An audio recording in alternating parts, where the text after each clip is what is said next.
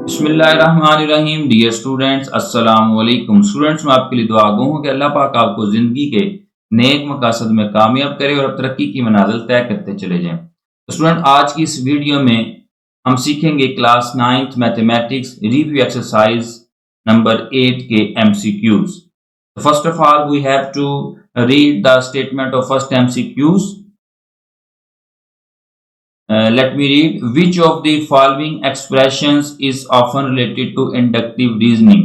So first of all, dear student, you have to learn the term inductive reasoning. After that, you are able to choose the correct option. What is inductive reasoning? Inductive reasoning means कि after some experiments आप कुछ conclusion निकालते हैं कि ये बात इससे related है, तो हम बोलते हैं inductive reasoning. फॉर एग्जाम्पल, एक शख्स पेंसिलिन का इंजेक्शन लगाता है 2 दफा या 1 दफा और उससे कोई प्रॉब्लम उसको महसूस होती है, तो वो ये नतीजा निकालता है कि ये जो इंजेक्शन है ये मेरे लिए सही नहीं है। तो इस तरह की जो सिचुएशन से हम नतीजा अखज़ करते हैं आफ्टर सम रिपीटेड एक्सपेरिमेंट, तो हम उसको बोलते हैं इंडक्टिव रीजनिंग। तो देखते हैं कि किस ऑप्शन के साथ ये वाली बात मैच होती है। ऑप्शन ए है बेस्ड ऑन रिपीटेड एक्सपेरिमेंट्स। तो यही इसकी बेस्ट ऑप्शन है, जो कि हमने डिस्कस किया था कि इंडक्टिव रीजनिंग के अंदर के आफ्टर सम रिपीटेड एक्सपेरिमेंट्स आप कुछ कंक्लूजन निकालते हैं, तो हम उसको बोलते हैं इंडक्टिव रीजनिंग। तो dear student, option A is correct. Move to next MCQs. First of all, I will read the statement of this MCQs. Which of the following sentences describe deductive reasoning? Same like previous question. First of all, we have to focus on deductive reasoning. What is deductive reasoning?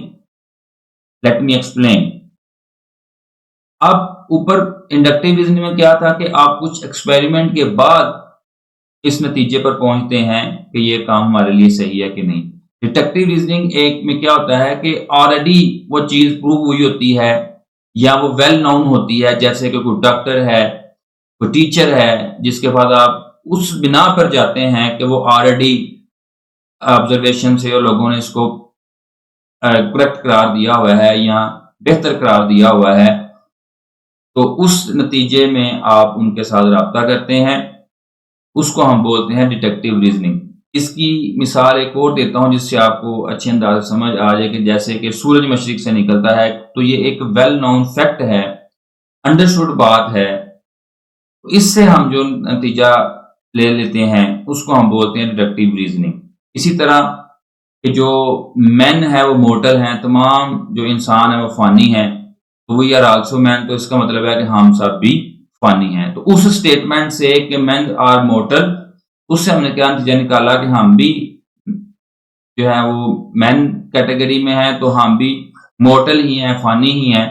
तो ये जो चीज होती है कि एक well known fact से हम कोई नतीजा अखज़ करें, उसको हम बोलते हैं डिडक्टिव रीजनिंग। अब देखते हैं कि कौन सी ऑप्शन इसके साथ मैच होती है।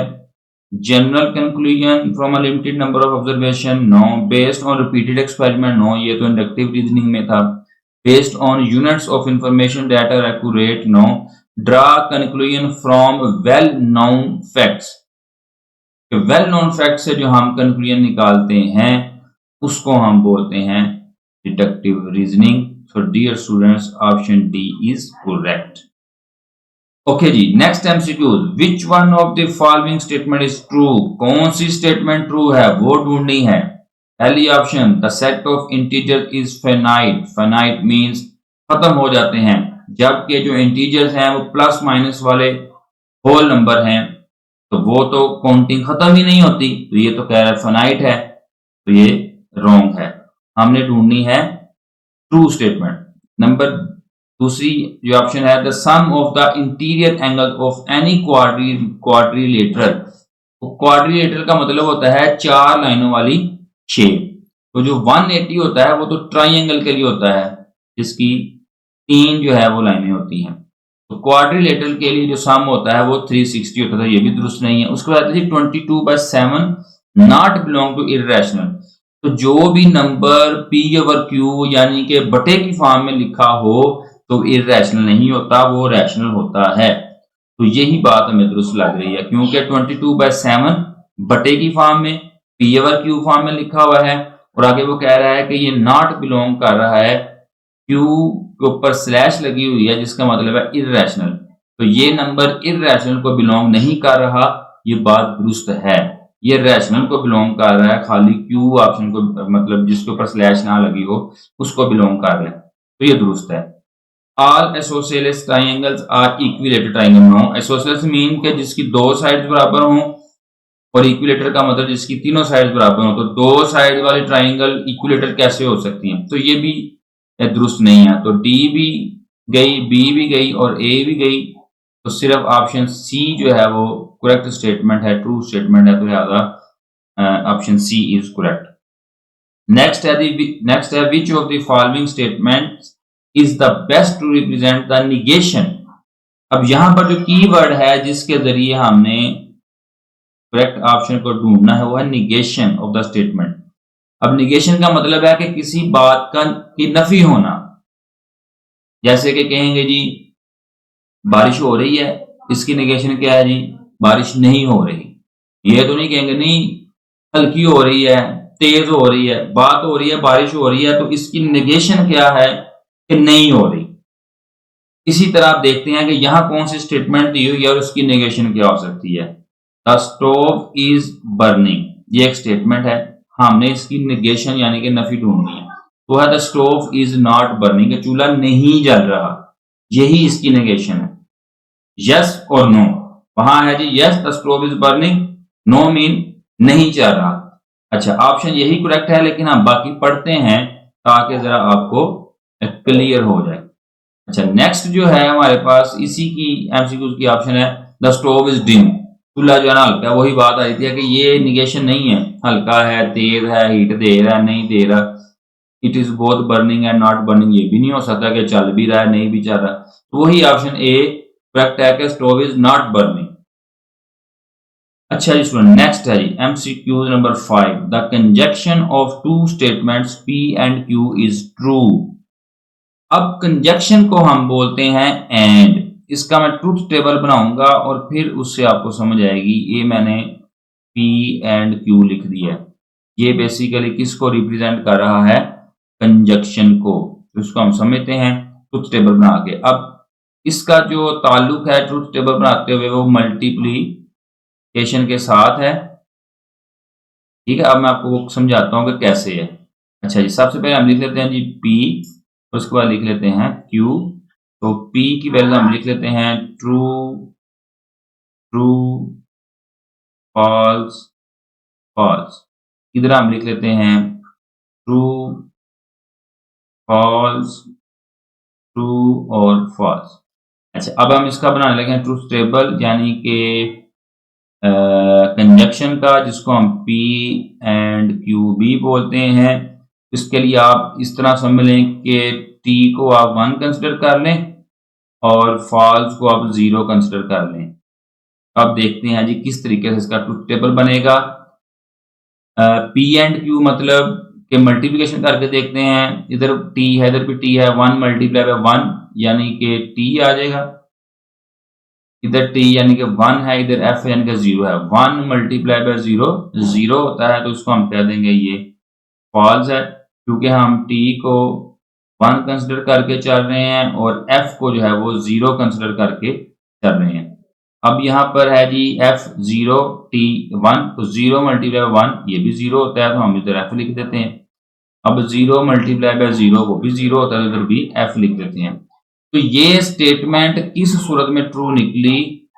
जब P और Q दोनों ट्रू होंगे तब ही कंजक्शन ट्रू होगा। ये मैंने ट्रूथ टेबल बनाकर आपको समझा दिया है। ये इसका सिंबल है P एंड Q कंजक्शन को रिप्रेजेंट करने का, और इसको हल करने के लिए आप मल्टीप्लिकेशन के जरिए आसानी से ट्रूथ टेबल को हल कर सकते हैं विदाउट एनी मिस्टेक। अब देखते हैं कि कौन सी ऑप्शन हमें मिल रही है। कह रहा है जी the conjunction of two statement P and Q is true when both P and Q are false। कि दोनों जो P और Q फॉल्स हैं, नहीं। Both P and Q are true, जी, both P and Q true होंगे तो answer true आएगा, जो ऊपर उसने स्टेटमेंट कहा है। तो लिहाजा जो है ऑप्शन बी वो करेक्ट है। नेक्स्ट चलते हैं जी, a conditional is regarded as false only when. अब कंडीशनल को पहले हमें समझना है कि कंडीशनल क्या है, फिर हम उसको देखेंगे। अब कंडीशनल बेसिकली है P implies Q। इसका भी ट्रुथ टेबल बनाते हैं। P और Q, P को हम ट्रू, ट्रू, फॉल्स, फॉल्स कह लेते हैं, और Q को हम ट्रू, फॉल्स और ट्रू, फॉल्स कह लेते हैं। ठीक है जी। अच्छा, अब इसका टेबल P implies Q, इसमें सिर्फ एक कंडीशन आपने याद रखनी है कि जब पहला ट्रू और दूसरा फॉल्स होगा, उस सूरत में ही ये फॉल्स आएगा, बाकी हर कंडीशन में ये ट्रू आएगा। यहां से नतीजा क्या निकला कि व्हेन, इधर इसके मुताबिक इधर एंटीसीडेंट और कॉन्सिक्वेंट बोला हुआ है। तो पहले ये जो P वाली वैल्यूज है ना, ये सारी एंटीसीडेंट है, और ये जो Q वाली वैल्यू है ये कॉन्सिक्वेंट है। ठीक है। अब यहाँ पर कब ये फॉल्स होता है, जब एंटीसीडेंट ट्रू हो और कॉन्सिक्वेंट फॉल्स हो, उस सूरत में ये सिर्फ फॉल्स आता है, बाकी सब कंडीशन में ये ट्रू आता है। अब देखते हैं ये कौन सी ऑप्शन दुरुस्त है। Antecedent is true, antecedent is true, अच्छा, एंड कॉन्सिक्वेंट इज फॉल्स। अब ये देखें, ये कॉन्सिक्वेंट इज फॉल्स, तो तब क्या होगा, condition is regarded as false. तो हमने फॉल्स के लिए बताना था, ये वाली लाइन को हमने डिस्कस करना है, आंसर फॉल्स आए। तो कब आएगा, जब एंटीसीडेंट ट्रू और कॉन्सिक्वेंट फॉल्स होगा। तो यहां पर एंटीसीडेंट ट्रू और consequent false, option A is correct. अच्छा जी स्टूडेंट, अब नेक्स्ट आएगा contrapositive. Contrapositive, contrapositive का मतलब है P और Q है ना, तो इसका पहले निगेशन लेके उसको कर देना है उलट, यानी कि negation Q implies negation P, negation Q और निगेशन P, इसका ये कंट्रा पॉजिटिव है। किसका, P इंप्लाइज Q का। कंट्रा पॉजिटिव क्या है, negation Q implies negation P, यानी कि दोनों को निगेशन लेकर साथ ही इनकी जगह भी बदल दें तो हम इसको बोलते हैं कंट्रा पॉजिटिव। अब उन्होंने जो हमें कंडीशन दी हुई है वो है जी Q इंप्लाइज P, तो हमने क्या करना है, दोनों के लेने हैं निगेशन, यानी कि निगेशन P और इंप्लाई निगेशन Q, तो ये कहलाएगा कंट्रा पॉजिटिव किसका, Q इंप्लाइज P का। ये देखें, Q इंप्लाइज P, हमने क्या ढूंढना है, कंट्रा पॉजिटिव, तो ये मैंने इसका नीचे कंट्रा पॉजिटिव बनाया है, दोनों का निगेशन लेके तो उनकी जगह बदल दें, तो ये हमें ऑप्शन सी में मिल रहा है। तो ऑप्शन सी इज करेक्ट। अब आ जाती है एमसीक्यू नंबर 8 की बारी। The statement every integer greater than 2 is a sum of 2 prime numbers. अब यहां पर हमें समझना है कि थ्योरम क्या है, कंजक्चर क्या है, एक्सियम्स क्या है और पोस्टुलेट्स क्या है। थ्योरम तो सिंपल है कि जो स्टेटमेंट आफ्टर एक्सपेरिमेंट जो प्रूव हो जाएगी कि ये ट्रू है तो वो थ्योरम बन जाएगी। आफ्टर एक्सपेरिमेंट जब वो प्रूव हो जाती है, जो भी है वो स्टेटमेंट ट्रू फॉल्स जो भी उसका होना है क्लियर हो जाए आफ्टर एक्सपेरिमेंट, तो हम थ्योरम कहते हैं। कंजक्चर क्या है कि हम इसको एज अ ट्रू लेके चल रहे होते हैं, ट्रू समझ के चल रहे होते हैं, लेकिन उसमें हमने एक्सपेरिमेंट नहीं किए होते। मे बी वो आफ्टर एक्सपेरिमेंट जो है वो या तो टोटली रॉन्ग हो जाए या करेक्ट हो जाए, वो डिपेंड करेगा, लेकिन जनरली हम उसको एज अ ट्रू मान के चल रहे होते हैं, उसको हम बोलते हैं कंजक्चर। ठीक है। और एक्सियम क्या है कि वो ऑब्वियस बात होती है कि ये जो है ना ये ट्रू ही होगा। जैसे कि वो हमने पीछे कहा था कि सूरज मशरिक से निकलता है, या इस पे हमने कोई एक्सपेरिमेंट तो नहीं की, ऑब्वियस एक बात है, डेली मशरिक से निकलता है, जो है नेचुरल फिनोमिना है। इसी तरह जो बातें अंडरस्टूड होंगी उनको हम बोलेंगे एक्सियम्स। एक्सपेरिमेंट नहीं किया लेकिन वो अंडरस्टूड है कि वो दुरुस्त ही होंगी, वो एक्सियम्स है। लेकिन कंजक्चर में क्या है, थोड़ा सा फर्क है। कंजक्चर में हम उसको दुरुस्त तो समझ रहे होते हैं लेकिन वो इतनी ऑब्वियस भी नहीं होती और उस पर कोई एक्सपेरिमेंट भी नहीं किए होते। वो दुरुस्त भी हो सकती हैं और गलत भी हो सकती हैं after doing some experiment. Postulate में क्या है कि पास्टुलेट और एक्सियम सेम ही बात है, सिर्फ पास्टुलेट स्पेसिफिक कर दिया गया है ज्योमेट्री के लिए, ठीक है। लेकिन एक्सियम जो है ना वो जनरल टर्म है। एक्सियम और पास्टुलेट समझ लें कि आप सेम ही है इनका मतलब। अब हम बात करेंगे कंजक्चर की, क्योंकि ये वाली जो स्टेटमेंट है वो कंजक्चर है, क्योंकि इसको हमने दुरुस्त मान लिया है। पूरे एक्सपेरिमेंट हम हर नंबर पर तो नहीं कर सकते, तो 2000 नंबर पे चेक किया तो ये दुरुस्त लगा तो हमने कहा जी ये स्टेटमेंट दुरुस्त ही है। तो इस तरह की जो बात होती है वो कंजक्चर होती है। जैसे कि ये एवरी इंटीजर ग्रेटर देन 2 से जो इंटीजर हैं उसमें आप फर्ज करें 4 ले लेते हैं, ठीक है। अब 4 कह रहा है जी is a sum of 2 prime number. Yes, 2 is a prime number plus 2 is also a prime number.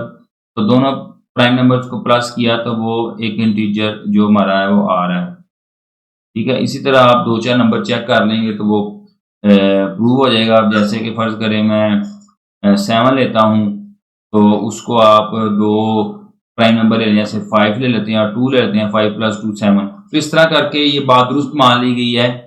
तो कोई बाकायदा पूरे इस नंबर्स के ऊपर एक्सपेरिमेंट नहीं किया गया। तो मे बी इन फ्यूचर कोई 1-2 नंबर गलत हो जाएँ आगे चल के, तो हम इसको रॉन्ग भी कह सकते हैं। लेकिन फिलहाल इसको हम ट्रू मान रहे हैं, तो ऐसी सूरत-हाल में ये कंजक्चर होगा। अब ये मैंने डिटेल से इसलिए बताया कि आगे भी यही ऑप्शन इसमें आएँगी, तो अब वो जल्दी से हमारी क्लियर हो जाएँगी। The statement a straight line can be drawn between any 2 point. अब वो कह रहा है कि 2 पॉइंट्स के दरमियान हमेशा एक ही लाइन ड्रॉ की जा सकती है। अब इस पे एक्सपेरिमेंट करने की ज़रूरत नहीं है, एक सिंपल सा पॉइंट है और ये ऑब्वियस है कि हमेशा ऐसा ही होगा। तो लिहाजा ये एक्सियम मैं आपको समझाता हूँ, वो क्या कह रहा है कि कहता है अगर 2 पॉइंट आपने लिए ना, फर्ज़ करें एक मैंने ये लिया है, तो एक ये लिया है। तो कहता है इन 2 पॉइंट में से अगर हम मिलाते हैं ना तो क्या कहते हैं जी, एक ही जो है ना वो लाइन इसमें से गुज़रेगी। ऐसा नहीं हो सकता कि इन 2 पॉइंट में से कोई एक डिफरेंट लाइन भी गुज़र जाए। ठीक है? डिफरेंट कोई भी नहीं गुज़रेगी, बस ये ऐसे ही गुज़रेगी एक ही। तो ये भी एक ऑब्वियस फिनोमिना है जो दुरुस्त ही है, विदाउट एनी एक्सपेरिमेंट। तो इसको हम बोलते हैं एक्सियम। तो लिहाजा the statement a straight line can be drawn between any 2 point is axiom है ये, सी। अच्छा, अब आइए the statement the sum of the interior angle of a triangle is 180। तो ये थ्योरम भी हैं, मैंने इससे रिलेटेड थ्योरम पढ़ाए भी हुए हैं। ये बाकायदा इसको प्रूव किया गया है कि अगर आप एक ट्रायंगल के तीनों एंगल्स को प्लस करते हैं, ए एंगल, एंगल बी और एंगल सी, तीनों एंगल्स को प्लस करते हैं तो उनका सम 180 होगा। ये बाकायदा प्रूव हुआ है। तो लिहाजा जब इसको बाकायदा चूंकि प्रूव किया गया है प्रैक्टिकली, तो इसको हम बोलेंगे थ्योरम। तो एमसीक्यू नंबर 10 की जो करेक्ट ऑप्शन है वो बी है, थ्योरम। जी स्टूडेंट, ये थे आज की एमसीक्यूज। उम्मीद है कि आपको समझ आए होंगे। फिर भी अगर आपको कोई कंफ्यूजन है तो आप कमेंट करके ज़रूर मुझसे पूछ सकते हैं। अल्लाह हम सबको हमें ना सिर्फ मुझे दुआ में याद रखिएगा।